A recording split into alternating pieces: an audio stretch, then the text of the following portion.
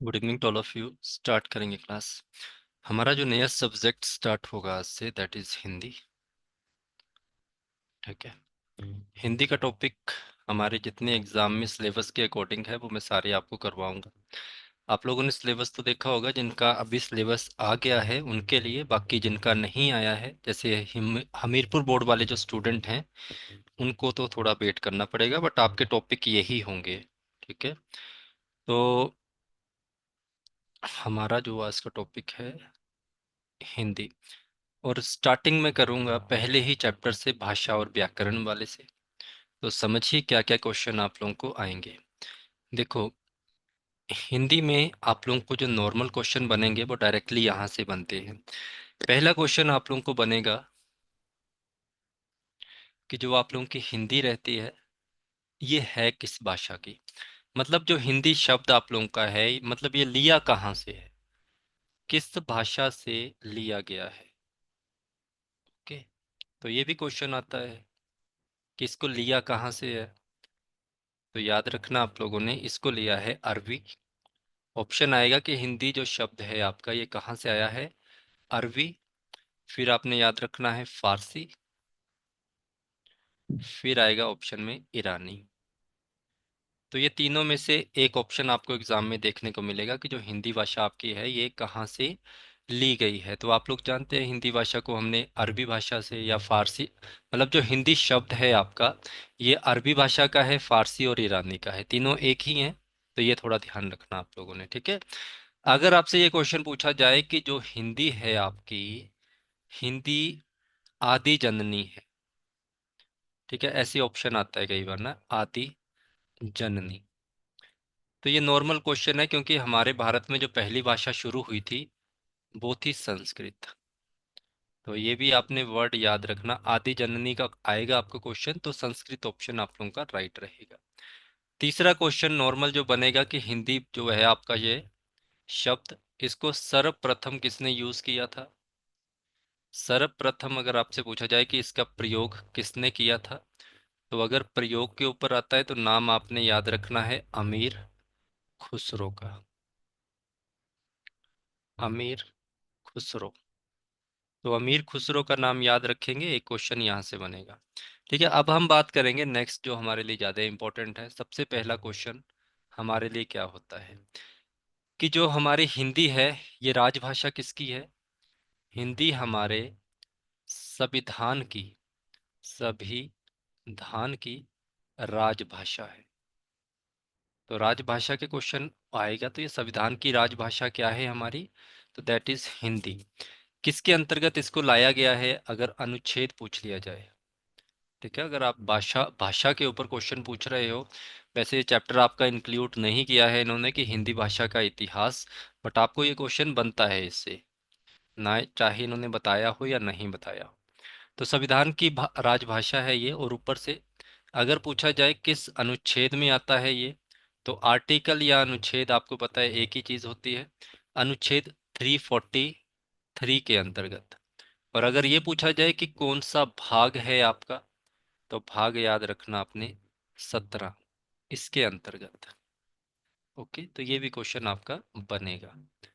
आगे अगर हम बात करें हमारे लिए इनमें से कोई क्वेश्चन नहीं एग्जाम में बना, एक और क्वेश्चन बनता है, हिंदी भाषा की लिपि क्या है। हिंदी भाषा की लिपि क्या है। तो लिपि होती है आपकी देवनागरी।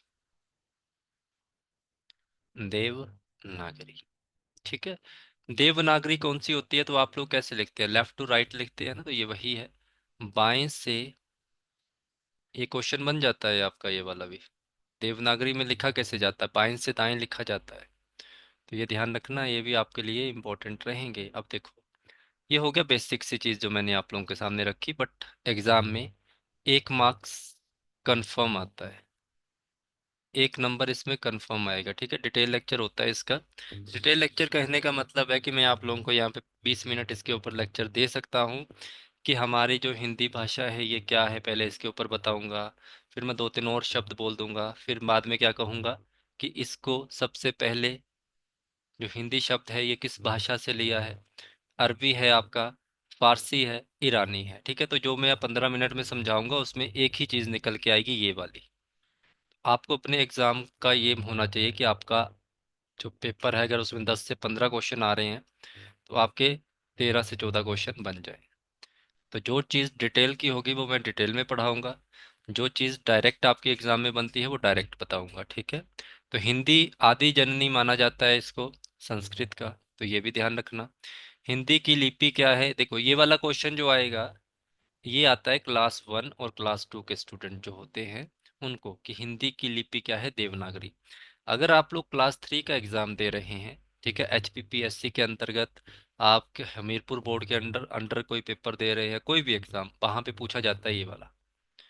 क्योंकि क्लास 3 वाले स्टूडेंट होते हैं, उनकी लाइफ का काम ही क्या होता है, सिर्फ जीके पढ़ना, हिंदी पढ़ना, इंग्लिश पढ़ना, करंट अफेयर पढ़ना, रीजनिंग पढ़ना। ठीक है, तो उनका इस कारण थोड़ा सा पेपर जो रहता है वो थोड़ा सा डिटेल में बना देते हैं। अब क्लास 1 वाले स्टूडेंट जो होते हैं उनके पास सब्जेक्ट अलग होता है। ठीक है, उनको जीके, हिंदी, इंग्लिश उन्होंने जो होती है वो 10वीं क्लास तक की पढ़ी होती है, वो उसके बाद नहीं इन चीज़ों को पढ़ते, तो इस कारण उनका लेवल थोड़ा सा कम रखते हैं। तो ये याद रखना, हिंदी की लिपि क्या है, देवनागरी। इसको हम बाएं से दाएं लिखते हैं। ठीक है, जैसे मैं अभी लिख रहा हूँ बाएं से दाएं चल रहा है ना, तो ये हिंदी की देवनागरी है। फिर पूछा जाता है कि इसको संविधान की राजभाषा कहा जाता है और इसको किस अनुच्छेद के अंतर्गत जोड़ा गया। ये आएगा क्लास 1 और क्लास 2 के स्टूडेंट को कि राजभाषा हिंदी है। आपको पूछेंगे अनुच्छेद बताओ, 343 भाग 17 के अंतर्गत। अब क्या होता है, ये वाला क्वेश्चन जब पूछा जाता है ना एग्जाम में, तो स्टूडेंट कहते हैं कि देखो ये क्वेश्चन आया हमारे पॉलिटिकल साइंस, जो आपका इंडियन पॉलिटी से, इंडियन पॉलिटी का क्वेश्चन नहीं होता है ये आपका हिंदी का क्वेश्चन होता है। अनुच्छेद 343 के अंतर्गत या आर्टिकल 343 के पार्ट 17 के अंतर्गत हमारी हिंदी भाषा को माना गया है क्या, संविधान की राजभाषा। ठीक है, कहानी ये खत्म। अब हिंदी हमारी क्या है, हिंदी की जो लिपि है वो क्या है, देवनागरी है। अब यहाँ से एक चीज़ें आप लोगों ने याद रखना है कि जो हिंदी जो आपका है, ठीक है, ये लिपि जो हमारी है, इसमें एक इम्पोर्टेंट क्वेश्चन बनने का आपको, 8वीं अनुसूची। ठीक है, 8वीं अनुसूची के अनुसार भारत में लगभग कितनी भाषाओं को शामिल किया गया है, 22 भाषाओं को। ये क्वेश्चन इंपॉर्टेंट है। कितनी भाषाएं हैं, 8वीं अनुसूची में भारत में कितनी भाषाओं का प्रचलन है, वो है टोटल 22 भाषाएं। अब देखो, अब को पढ़ने वाली चीज अब स्टार्ट होगी आपकी, थोड़ी डिटेल वाली। ये चीजें याद रखना, इसको ऐसे ही जिस जैसे मैंने ये थोड़ा सा स्ट्रक्चर बनाया है ना, आप लोग भी अपने पास ऐसे ही स्ट्रक्चर बनाना। ऐसे मत करना कि हिंदी में ऐसे लिखा आपने कि हिंदी भाषा का सर्वप्रथम उपयोग अमीर खुसरो ने किया, अगली लाइन में हिंदी किस भाषा से ली गई थी, अरबी, फारसी, ईरानी, हिंदी की लिपि क्या है, देवनागरी। ऐसे नहीं करना होता है ना, अगर आप लोग अपना एग्जाम सही से करना चाहते हैं तो प्लीज़ ये थोड़े ना, जैसे मैं छोटे मोटे कहीं कहीं पे डायग्राम बनाता जाऊंगा ना, फिर वो बढ़िया रहती है। तो ऐसे बना लिया, ऐसे कर लिया, और जो मैं नोट्स दूंगा उनमें ये चीज़ें नहीं होंगी। चीज़ें का मतलब ये सारा कुछ होगा बट ऐसे नहीं लिखा होगा, तो आपने अपने नोट्स भी बनाने हैं। ऐसा नहीं करना कि जो मैं नोट्स दूंगा उसी से पढ़ लेना। फिर क्या होगा, अगर उन्होंने अपने मन से क्वेश्चन बना दिया तो जिसने ये वीडियोस वगैरह देखी होंगी उसके तो हो जाएंगे, जिसने नोट्स पढ़े होते हैं तो उनको समझ ही नहीं आता लिखा क्या था वहाँ पे, है ना। तो ये याद रखना, 8वीं अनुसूची के अनुसार जो हमारी भाषाएं हैं टोटल कितनी हैं, 22। ठीक है, तो ये भी इम्पोर्टेंट रहेगा। अब 22 भाषाओं में आपको क्या क्वेश्चन पूछेगा कि स्टार्टिंग में कितनी भाषाएं थी, जो 8वीं अनुसूची आप लोगों की है इसमें कितनी भाषाएं थी स्टार्टिंग में। ठीक है, अगर मैं बात करूं कि प्राचीन काल में, प्राचीन तो नहीं कहेंगे, प्रारंभ में, है ना, प्रारंभ में, शुरुआत में, तो हमारे पास कितनी भाषाएं थी, हमारे पास थी 14 भाषाएं, 14 भाषाएं। फिर उसके बाद हमारा जो अभी वर्तमान काल चला हुआ है, प्रेजेंट जो हमारा चला हुआ है, इसमें कितनी भाषाएं आपकी आ गई, इसमें है टोटल 22 भाषाएं। कितनी भाषाओं का जोड़ हुआ यहाँ पे, 8 नई भाषाओं को लाया गया।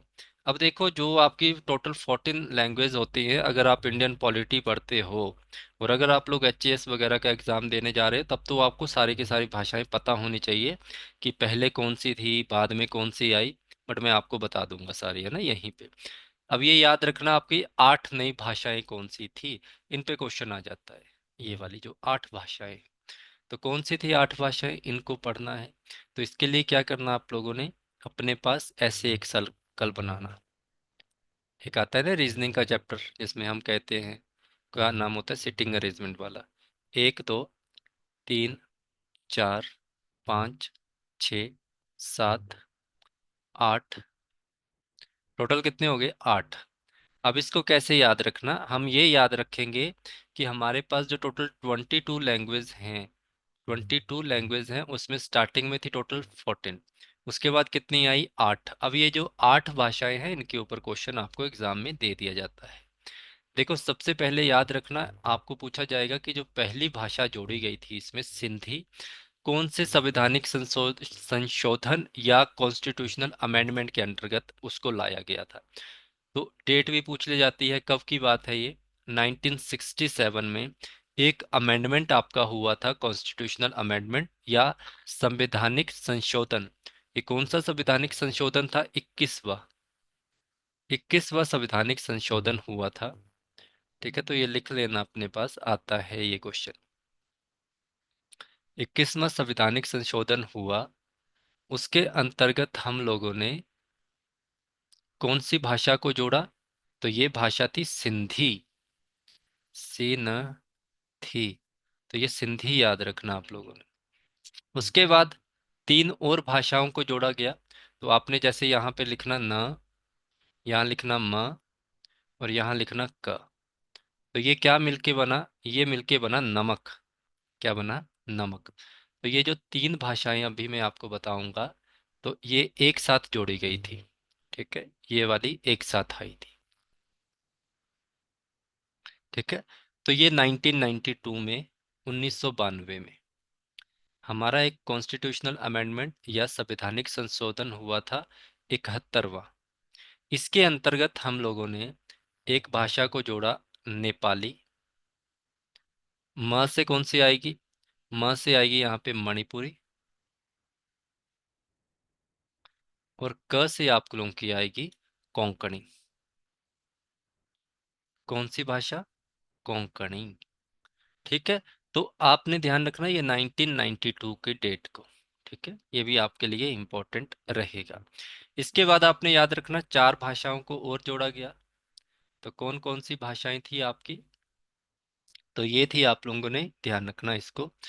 तो यहाँ पे आप लोगों ने, अच्छा इसको ऐसे लिख लो पहले, फिर याद रहेगा थोड़ा। यहाँ पे देखो, 2003 में इसको ऐड किया गया था। 2003 कॉन्स्टिट्यूशनल अमेंडमेंट था, 92nd, 92वां संवैधानिक संशोधन। ठीक है, जो भी हुआ था आप लोगों का, उसके अंतर्गत जो भाषाएं जोड़ी गई, यहाँ से बोडो आई थी। ठीक है, फिर आप लोगों की आई थी डोगरी। उसके बाद आप लोगों की आई थी मैथिली। मैथिली, मैथिली याद रखना। और एक लास्ट आपने याद रखना है संथाल। संथाल। तो आपको क्या क्वेश्चन एग्जाम में पूछा जाता है? आपसे पूछा जाता है कि निम्न में से कौन सी भाषा है जिसको 8वीं अनुसूची के अंतर, मतलब जिसको जिसका कॉन्स्टिट्यूशनल अमेंडमेंट नहीं हुआ था, या जो आपकी लेटेस्ट होती है ना, तो ये ध्यान रखना थोड़ा सा। या जिनको 8 भाषाओं को जो जोड़ा गया था, उनमें से ये कौन सी है आप लोगों की भाषा? तो आपने याद रखना सबसे पहला कॉन्स्टिट्यूशनल अमेंडमेंट। अच्छा, इसमें एक ऐसे भी क्वेश्चन आता है कि सिंधी भाषा को किस संवैधानिक संशोधन के अंतर्गत जोड़ा गया था, या आपसे डेट पूछ ली जाती है, कौन सी डेट को ये ऐड हुआ था हमारा।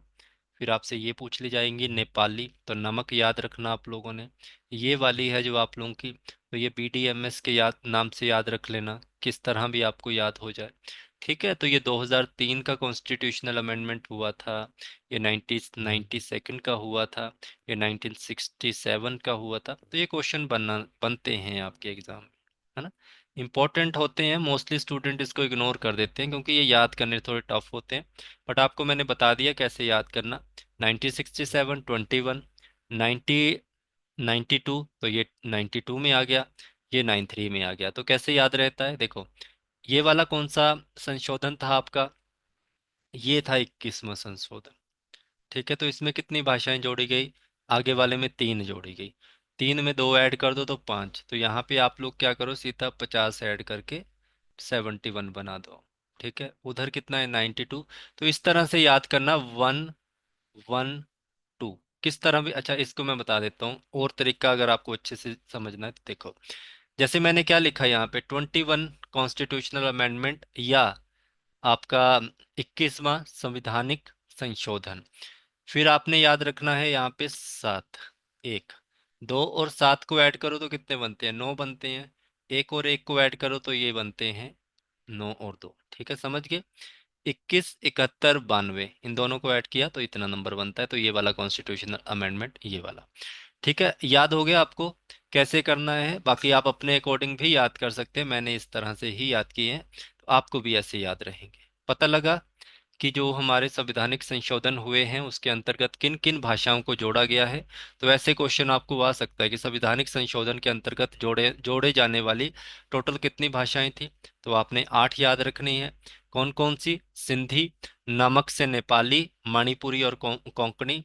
बीडीएमएस से आप लोगों ने याद रखनी है बोडो, डोगरी, मैथिली और संथाल। ठीक है, लगा पता आप लोगों को ये वाली चीज, कि नहीं पता लगी अभी भी?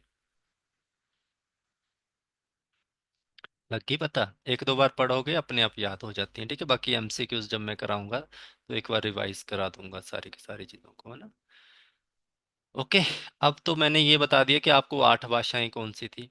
कई बार क्वेश्चन एग्जाम में पूछा जाता है कि बाकी 22 भाषाओं के बारे में बताया नहीं आपने। अच्छा, एक छोटी सी इन्फॉर्मेशन आप साथ में रख लो, कि जो आपकी हिंदी, जैसे मैंने पीछे बताया ना आपको, कि हिंदी जो आप लोगों की है, हिंदी को क्या माना जाता है, हिंदी को हमारी राजभाषा माना जाता है। तो ये कई बार क्वेश्चन आ जाता है कि हिंदी को राजभाषा कौन से वर्ष में या कौन सी तारीख को माना गया था। तो आपने याद रखना है 14 सितंबर, 14 सितंबर 1949। अब आपको इसको देख के एक चीज आ रही होगी कि 14 सितंबर क्या होता है हमारा। 14 सितंबर को हम मनाते हैं राष्ट्रीय हिंदी दिवस। ठीक है, इसी कारण हम 14 सितंबर को राष्ट्रीय हिंदी दिवस मनाते हैं। ठीक है, तो ये थोड़ा ध्यान रखना आप लोगों ने। और अगर आपसे पूछा जाए कि इंटरनेशनल या अंतर्राष्ट्रीय हिंदी दिवस कब आप मनाते हैं, तो उसकी डेट याद रखना, 10 जनवरी। तो ये दोनों में कंफ्यूज नहीं होना, ये क्वेश्चन आ जाता है आपको एग्जाम में, ये 10 जनवरी होता है, ये पूछा जाता है। ठीक है, रिसेंट आपका जनवरी मंथ गया है, तो हिंदी जो आपका होगा ये अंतर्राष्ट्रीय वाला पूछा जा सकता है आपको। तो ये थोड़ा सा ध्यान रखने की कोशिश आप लोगों ने करना। ठीक है, आप लोगों को पता है कि पूरे विश्व में जो लैंग्वेज हैं वो है टोटल 3000। ओके, एक बार क्वेश्चन पूछा गया था 2019 में।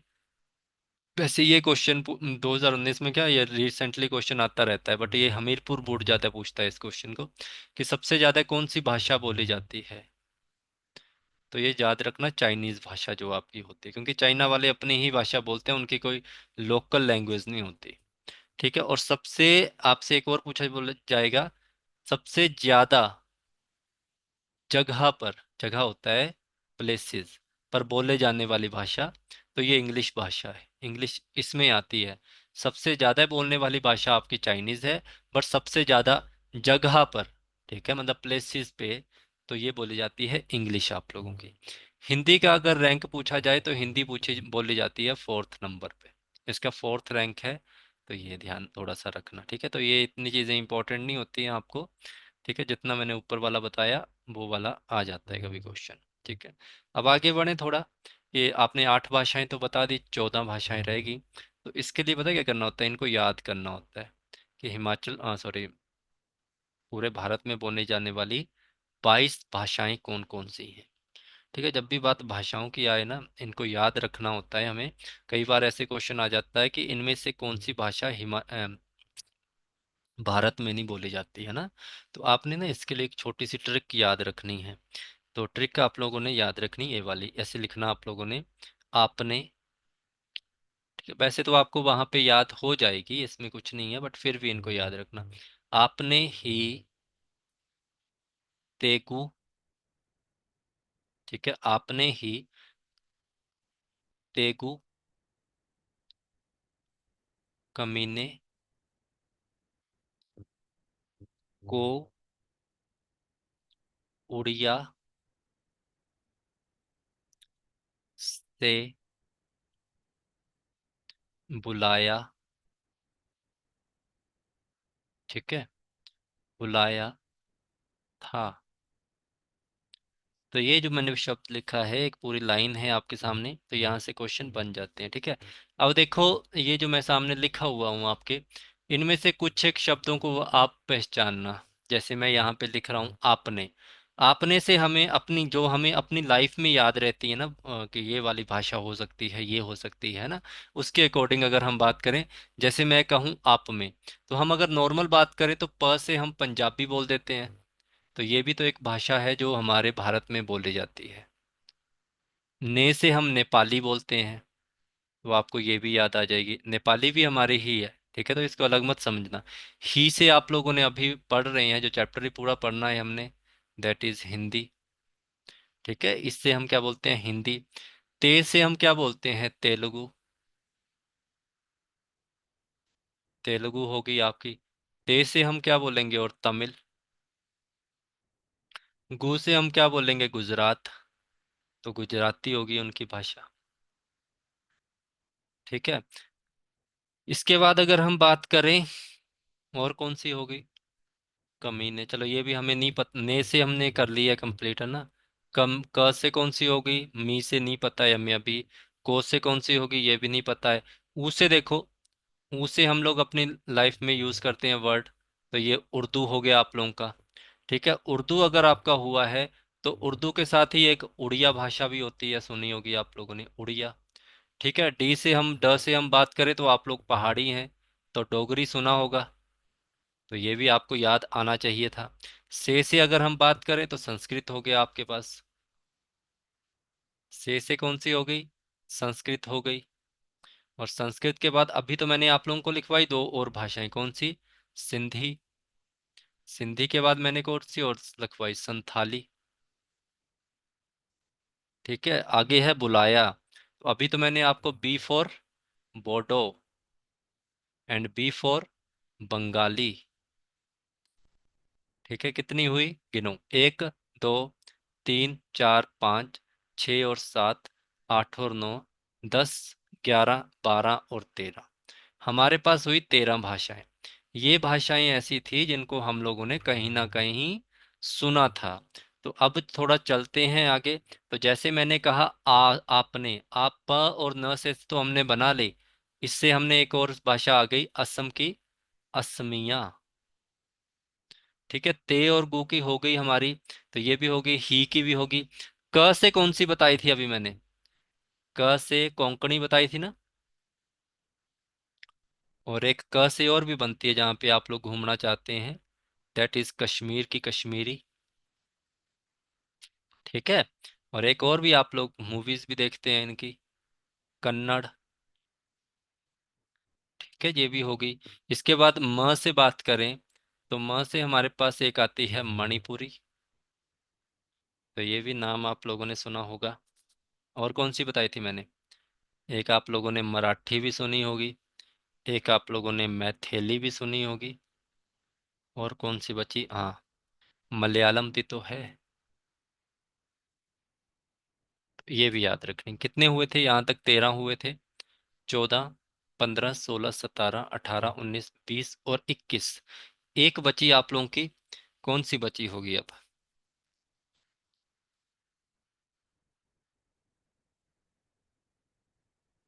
ऑलमोस्ट हो गई होनी चाहिए। हाँ हाँ, सिंधी संथाली, एक मिनट, एक, दो, तीन, चार, 25,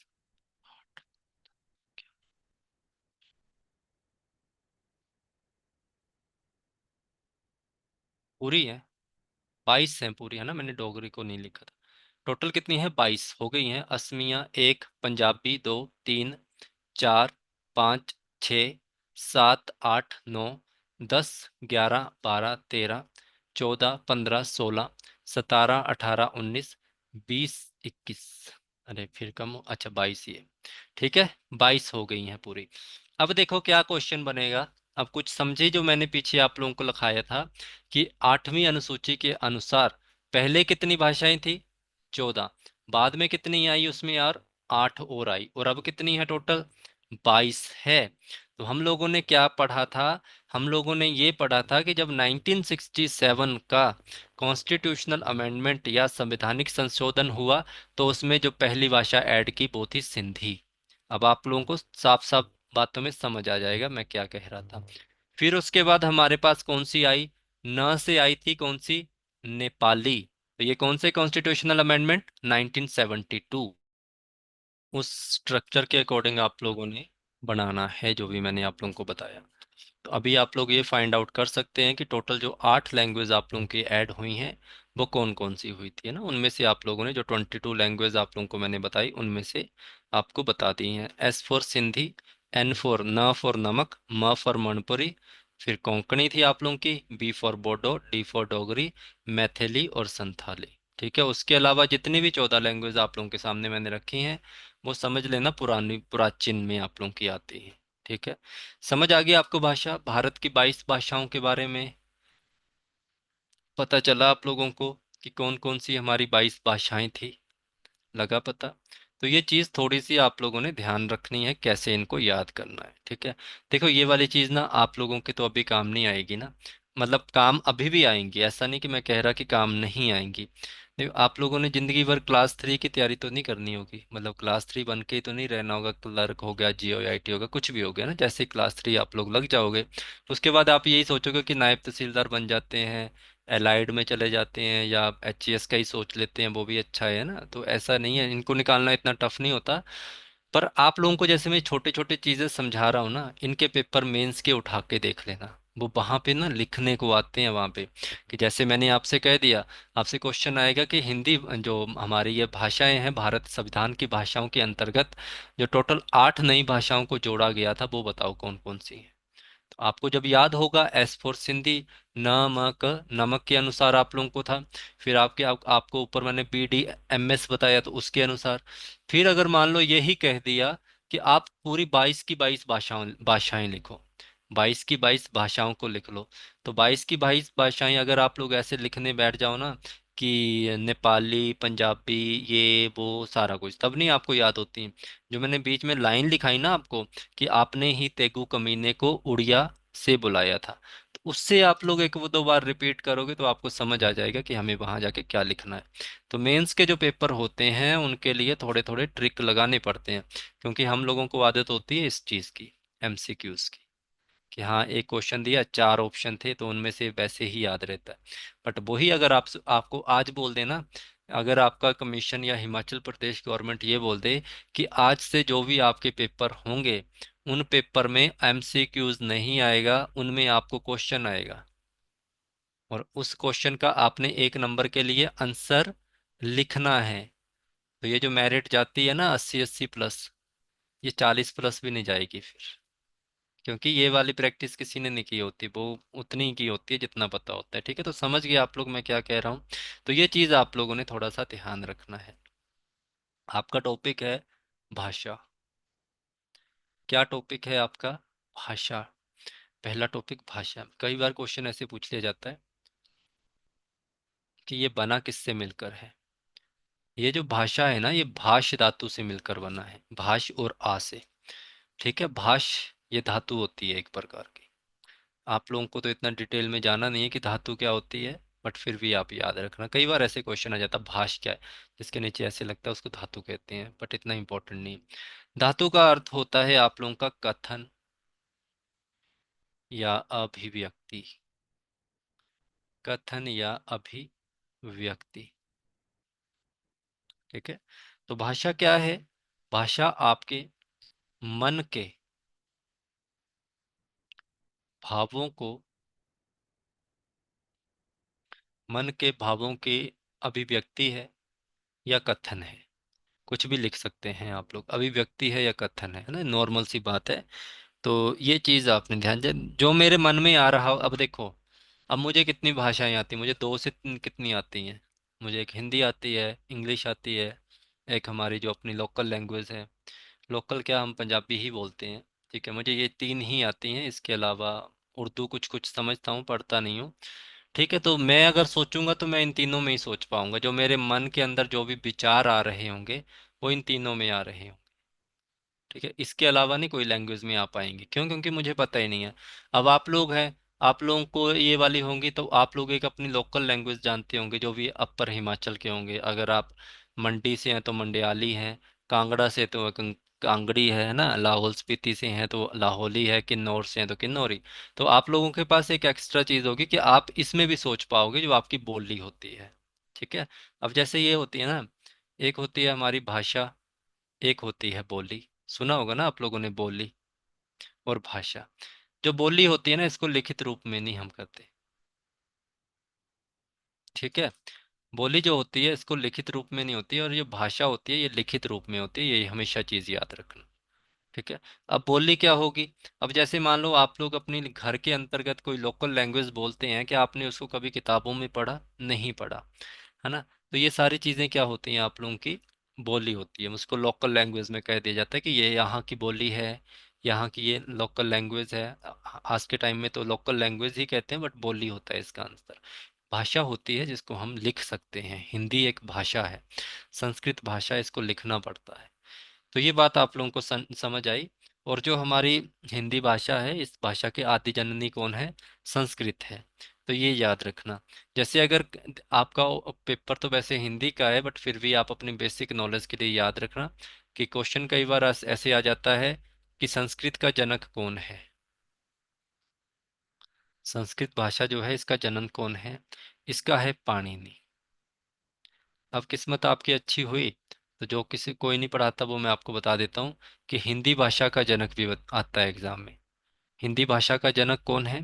तो आपने याद रखना है भारतेंदु, भारतेंदु हरिश्चंद्र। भारतेंदु हरिश्चंद्र क्या है? हिंदी भाषा का जनक है। तो ये क्वेश्चन बनेंगे आप लोगों को। ठीक है। तो कल से स्टार्ट होगी आपकी हिंदी भाषा के ऊपर क्वेश्चन। हिंदी भाषा का जो पहला टॉपिक है आप लोगों का, उसमें ये क्वेश्चन पूछे जाते हैं जितने मैंने आप लोगों को बताए हैं। ठीक है। बाकी जो छोटे मोटे चीजें और हैं इनकी बताने वाली, वो मैं आपको कल बताऊंगा। कल इसी टाइम, अब इसी टाइम ही कल यार, कल तो कल वेडनेसडे है ना। आप लोग भी कहते होंगे कभी कभी क्लास नहीं लेते, कभी क्या ज़्यादा गैप दे रहा हूँ मैं। इसलिए गैप दे रहा हूँ क्योंकि हमीरपुर बोर्ड का यार सिलेबस आ नहीं रहा है। हमीरपुर बोर्ड वाले, मुझे डाउट है कि उनका सिलेबस पक्का चेंज होगा। ठीक है। इसी कारण मैं जीके का बैच, जिन्होंने जीके का बैच भी परचेज किया, आपको मैं इसी कारण जीके नहीं करवा रहा हूँ अभी, इंडिया जीके, बट मैं कर दूंगा। क्योंकि मैं कमीशन के बैच लॉन्च करने वाला हूँ, तो आपको मैं उसी में एडवांस बैच में ही लगाऊंगा। ठीक है। तो कल शायद ना क्लास हो। ठीक है, दिन की क्लास कल नहीं हो पाएगी। कल अगर तो मैं उस टाइम पे आ गया तब तो मैं क्लास लगा दूंगा। कल नहीं हो पाएगी, है ना। तो परसों मैं आपको 1 घंटा, एक एक घंटा करके पढ़ा दूंगा ये वाली क्लासें। ठीक है। तो ये इस वाले टॉपिक में कोई डाउट होगा मुझे बताना। फिर कल करते हैं कल नहीं परसों करते हैं नेक्स्ट क्लास, बट 8 बजे वाली क्लास कल होगी हिमाचल की, वो होगी होगी। अभी आ जाओ, रीजनिंग की क्लास होगी, उसमें आओ अभी ना आप।